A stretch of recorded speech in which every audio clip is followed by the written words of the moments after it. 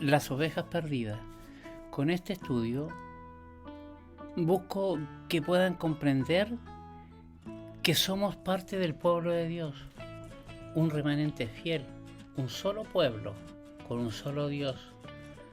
En Apocalipsis 22:12 nos dice: He aquí, yo vengo pronto, y mi galardón conmigo, para recompensar a cada uno según su obra. Dice el Señor. En este estudio entenderemos paso a paso cómo se identifica al pueblo de Dios y entenderemos escrituras que muchas veces no vemos y malinterpretamos. En Mateo 15:24 nos indica: no soy enviado sino a las ovejas perdidas de la casa de Israel. La escritura es clara. En Isaías 53 nos da la razón. Todos nosotros nos descarriamos, verso 6, como ovejas nos apartamos cada cual por su camino. Pero el Señor hizo que cayera sobre él la iniquidad de todos nosotros. Si miramos detenidamente el versículo anterior, podremos ver que él se está hablando de un ser divino, sino ¿quién podría cargar el pecado de toda la humanidad? Cuando preguntamos quién es Israel, no tenemos una sola respuesta. Algunos dicen que es el pueblo de Dios, otros dicen que es un país que está en Medio Oriente y que solo está en guerra, otros dicen que son los judíos. También vamos a escuchar decir que era el antiguo pueblo de Dios, pero como fueron desechados, hay un nuevo pacto. Otros dirán que son la iglesia. ¿Y tú quién dice que es Israel? Solo tómate un momento. Claro, en todas estas respuestas hay algo de razón, pero no consideramos las escrituras en su forma más profunda.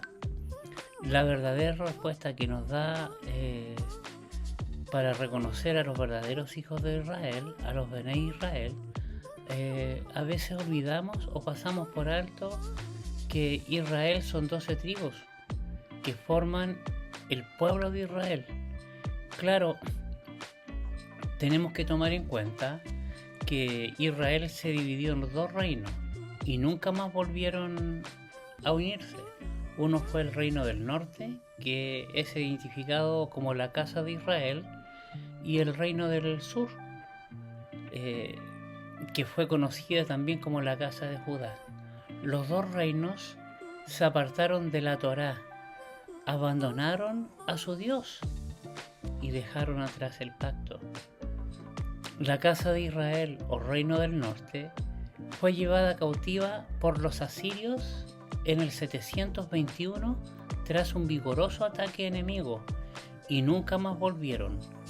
Las 10 tribus que fueron con Jeroboam, también conocida como casa de Efraín o casa de José, y la casa de Judá, que fue llevada cautiva 70 años por los babilonios en el año 586, antes de nuestro don Yeshua, o la era común como algunos le llaman, y que finalizó con el edicto del rey persa Ciro, que se entiende que fueron 70 años de cautiverio por no respetar el año Shemitah, el año de descanso de la tierra.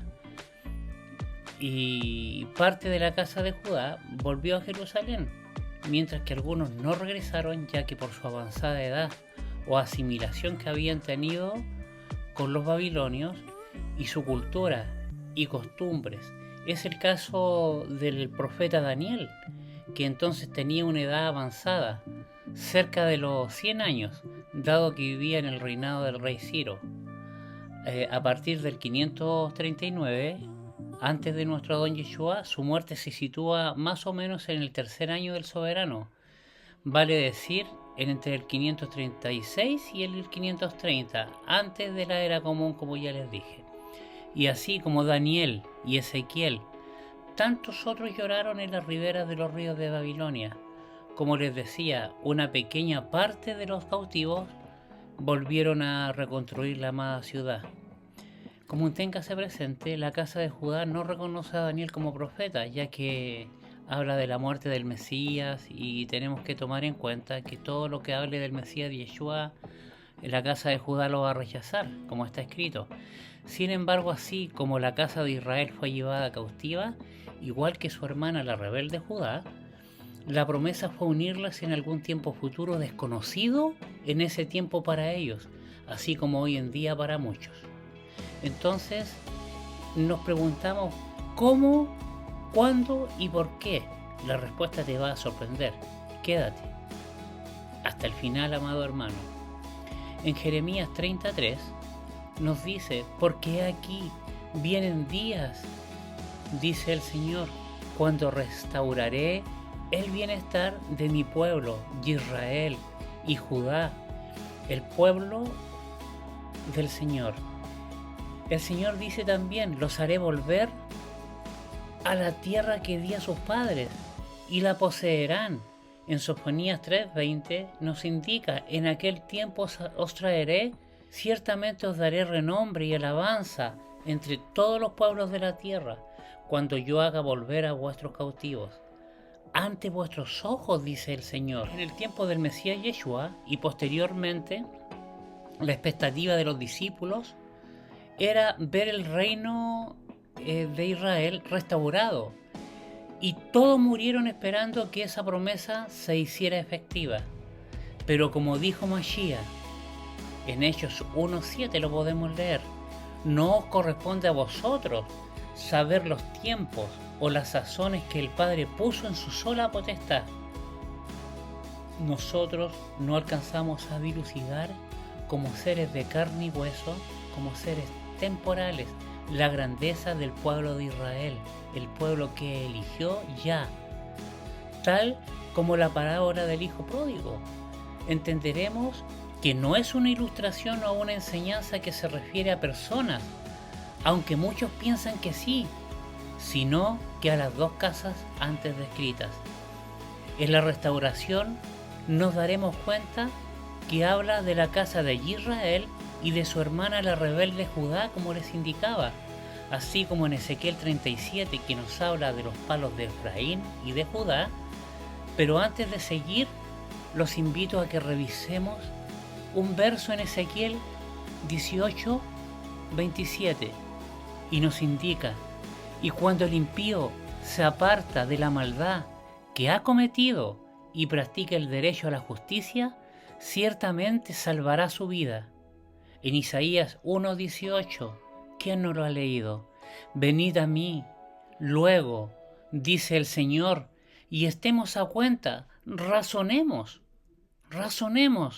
Si vuestros pecados fueren como la grana, como la nieve serán emblanquecidos, y si fueren rojos como el carmesí, vendrán a ser como blanca lana.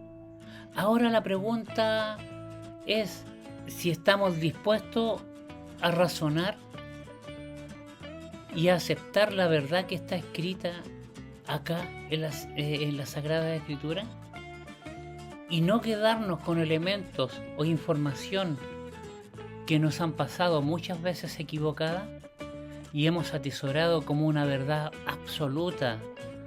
Ustedes están dispuestos a recibir esta información que no tenía y que podría hacerte razonar, como dice la Escritura. Razonemos con respecto a lo que creías.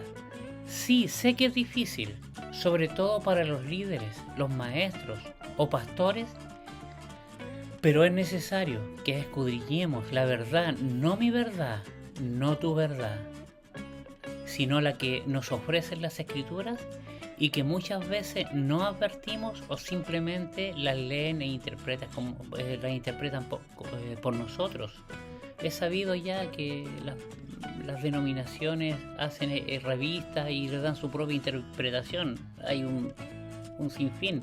En el tiempo del primer siglo, el pacto renovado Brit Hadashah, malamente llamado Nuevo Testamento, se estaba desarrollando, y la fuente para consultar y para comparar la Torá, los escritos y los profetas, los Nevín y los Ketubín, la gente tenía y le llegaba este mensaje para comparar, era la Torá, y lo utilizaban para saber si se alineaba o no con lo que se estaba diciendo. En Hechos 17:11 nos indica, y estos eran más nobles que los que estaban en Tesalónica. Ellos recibieron la palabra con toda solicitud, escudriñando cada día las escrituras para ver si estas cosas eran así, haciendo alusión a los de Berea cuando se les entregaba el mensaje.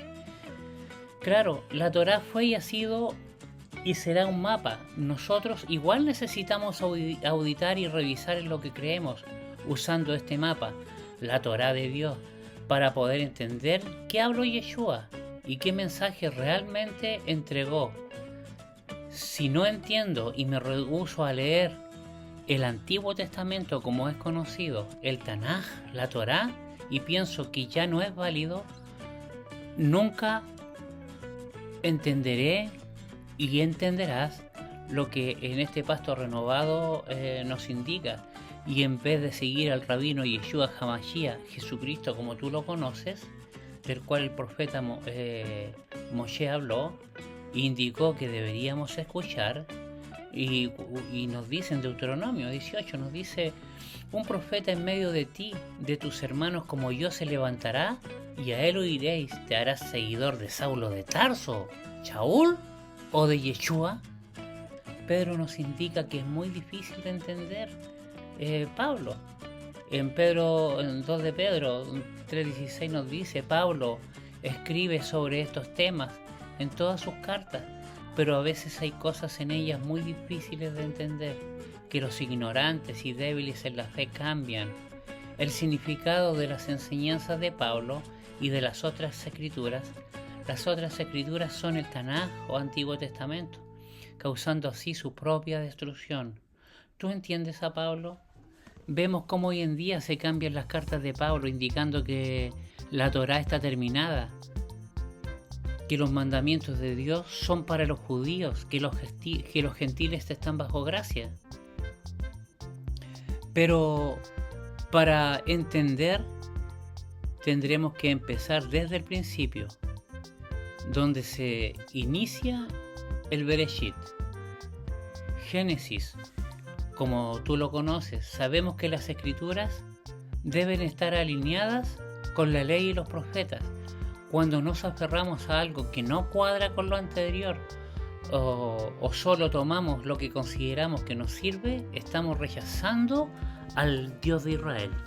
El Antiguo Testamento, como se le conoce, es un mapa que nos sirve como guía